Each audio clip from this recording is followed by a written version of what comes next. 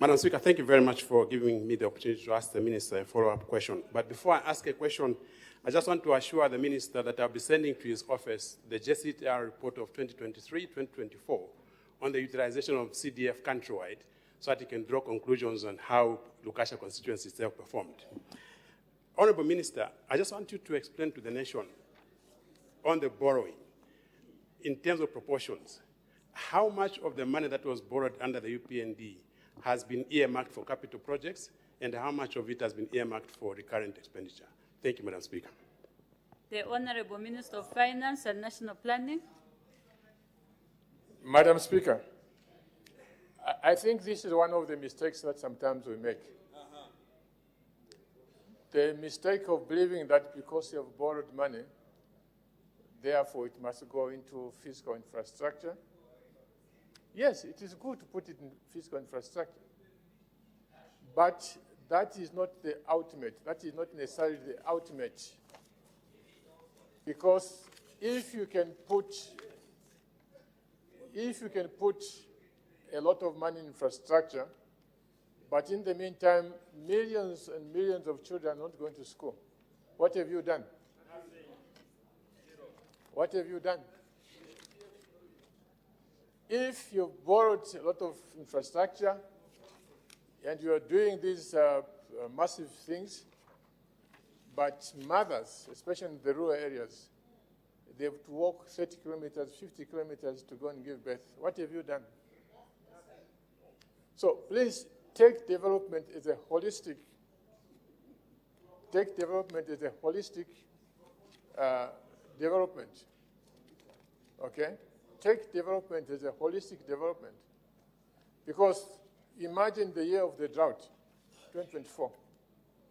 If this government had insisted and said, okay, there's a drought, but we've borrowed money, therefore, or we've received grants, so we are going to do this road, we are going to do this hospital, we are going to do these houses. But in the meantime, people starved to death. Would you be considered to be a wise leader? So we took all these Zambians. What are you going to find? So I'm not saying that Zambians are bad. All I'm saying is that the Japanese invested into their people. They invested into their people. They invested into the capacity of their people. That's the way. That's why they are here today. Madam Speaker, I think there are too many comments. Let me stop here. Thank you. The next question, the Honorable Member for Kabwe Central.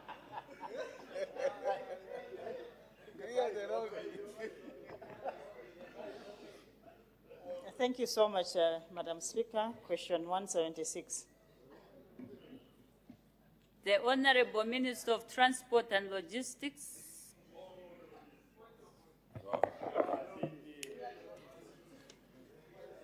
Thank you, Madam Speaker. Member, the Honorable Member for Mukushi South. Please, you just indicate once. And sometimes you might think we are ignoring you. We also have got a lot of work which we are putting into consideration.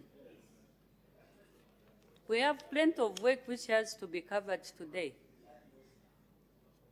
What is your point of order?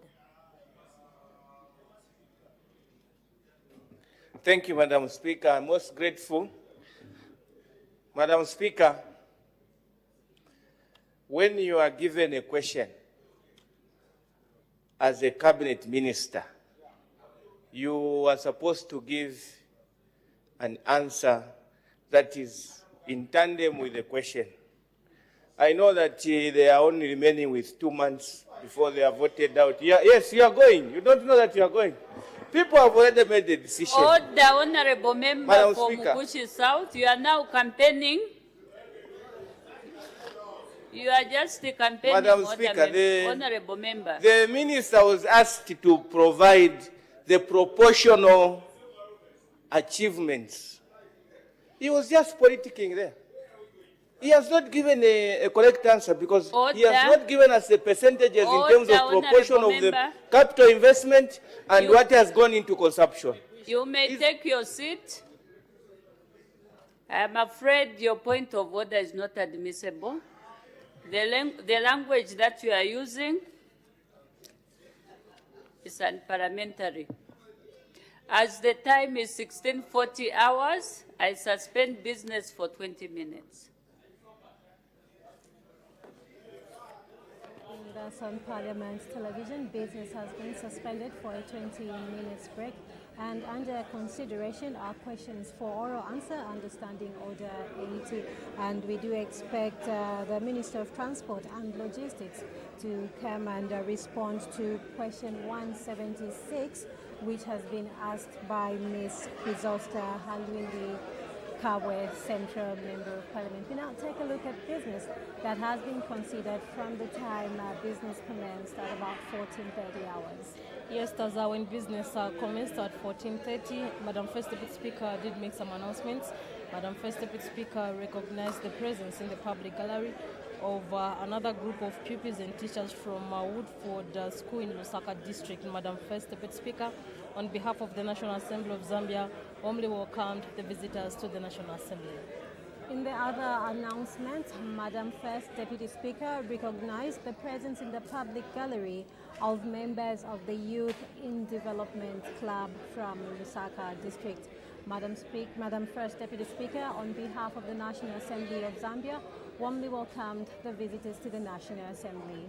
We also had a ministerial statement that was presented by the Minister of Tourism. This was on the performance of the tourism sector for the period 2021 to 2025, and the House has so far considered 3 questions for oral answer, understanding Order 80. So just now we go on a break. Remember, business of the House will resume at 17 hours. Keep watching Parliament Television. Kenneth Kaunda Wing, under the theme Repositioning Parliamentarians to Enhance Health Systems for Emergency Response, Equity, Resilience, and Sustainability in the context of attaining universal health coverage. Join parliamentarians from over 27 African countries as they drive health equity, resilience, and sustainability for all Africans. Catch the live broadcast of all the proceedings of the meetings on Parliament Radio and Television. Your health, your parliament, your future. Parliament Television, bringing parliament